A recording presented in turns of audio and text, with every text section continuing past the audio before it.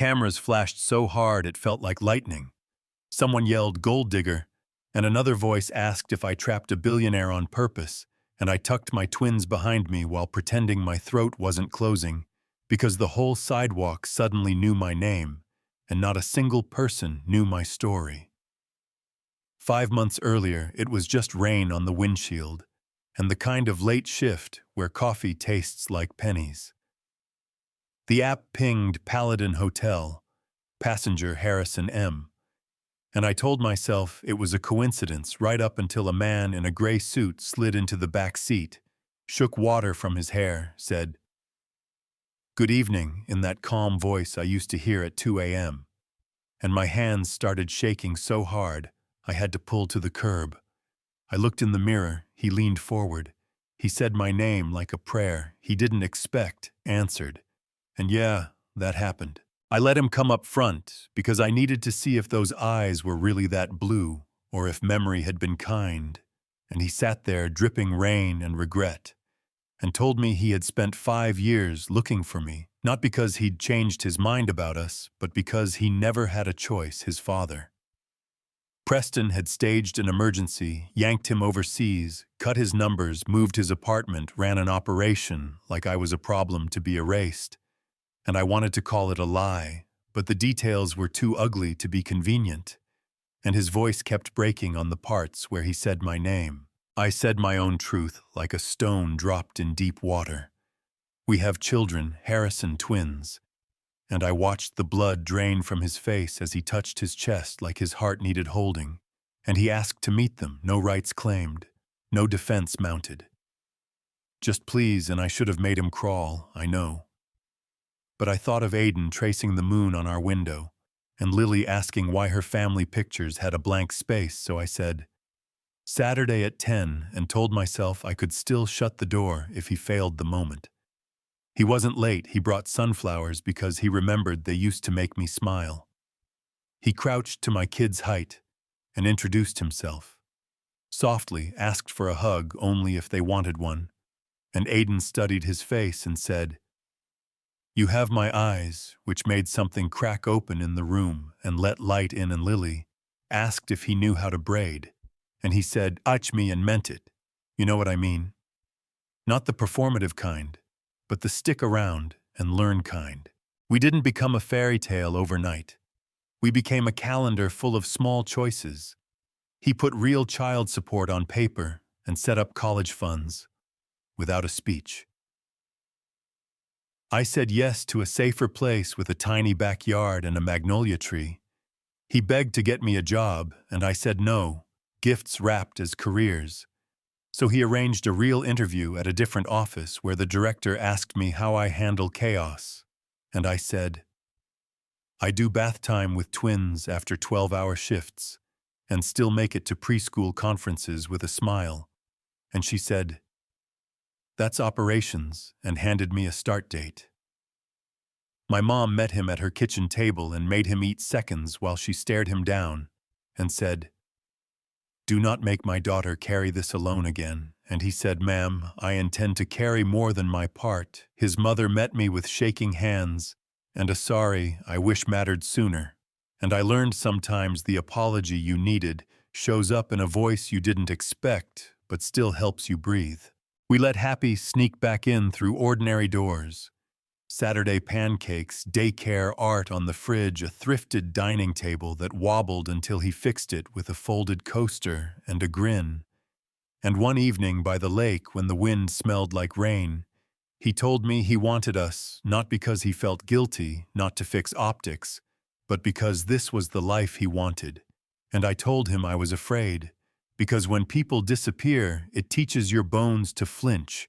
And he said, trust actions, not fear, then moved his meetings to eat breakfast with our kids and stopped taking weekend calls unless the building was literally on fire. The twist hit like headlines do. Fast, loud, mean. A smear from a bitter ex-associate pushing a story that I was a calculated pickup and the twins were a plan, photos through our fence like our backyard was public property.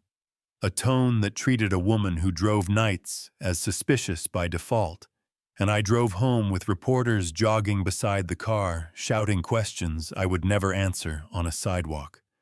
PR offered beige sentences, Harrison said no, and walked into his own press conference without a tie.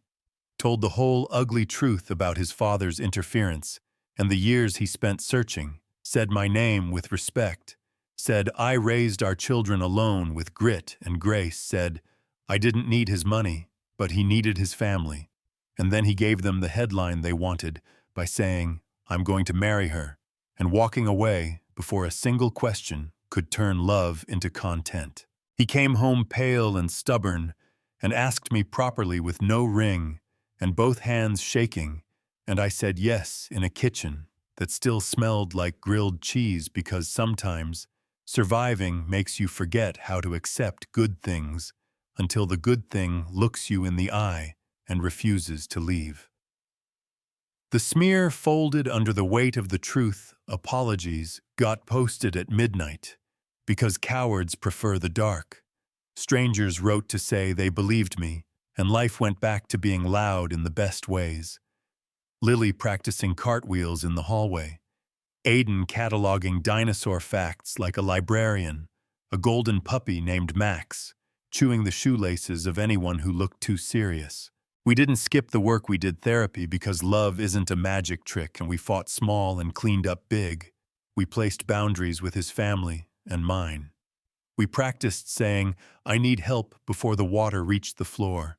And in August, under strings of white lights and a sky that finally gave us a breeze, we said, vows that sounded like decisions. He promised to choose our family over boardroom theater. I promised to trust what he does more than what my fear whispers at 3 a.m. The kids carried rings like treasure, and our mothers cried like rain. If you want the postcard ending, it's here for a second, then real life taps your shoulder again. A new article quotes anonymous board members worried his focus is compromised. Comments fill up with people who think leadership means choosing loneliness. And I read 3 lines and shut the phone because our son needs help with a paper spaceship, and our daughter is hunting for the pink crayon. And when Harrison gets home, he takes off his jacket, packs lunches for tomorrow, kisses my forehead, and answers the only question that matters, which is, are you here? And he is, and that is how we make it to the next morning. I know what some of you will say. It's easy to heal when a billionaire shows up with flowers and lawyers. And I hear you, I do, but hear me back. The money didn't get up for 2 a.m. Feedings or sit on the floor with crayons or change his calendar to make daycare pickup. The money didn't apologize, the man did. And the man kept showing up. And my pride had to learn the difference between accepting help and surrendering my worth, because one will save your life and the other will eat it. Second chances are not about erasing what happened. They're about building something heavier than the past, so the past can't blow you over. They're about looking at a person's actions in the present and deciding that is what you will measure. They're about telling your kids the truth in age-appropriate words. Your dad didn't choose to leave, someone chose for him, and he is choosing us now. And giving them proof every day that the adults in the room mean what they say. So when you see the sidewalk clip that makes me look like a headline, know there was a rainy Tuesday in a rattling car where 2 people told the truth and refused to look away. Know there was a little boy who said, you have my eyes, and a little girl who asked if he could learn to braid, and a mother who decided fear wasn't going to raise her children anymore. Know there were apologies in kitchens and promises in parks, and a press conference where a man risked looking soft to prove he was finally strong in the right way. If you've ever been misjudged for where you work, how you love what you can afford, or who you used to be, tell me in the comments how you changed the story, and if you think forgiveness without evidence is foolish. But forgiveness with proof is power, say why. And if you're furious at the way people turn women into clickbait, I'm listening. And if you disagree, if you think my yes was naive or performative, push back and tell me what I missed. And while you're here, hit subscribe. So this story reaches someone who needs to hear that their worst moment isn't the end. You know what I mean?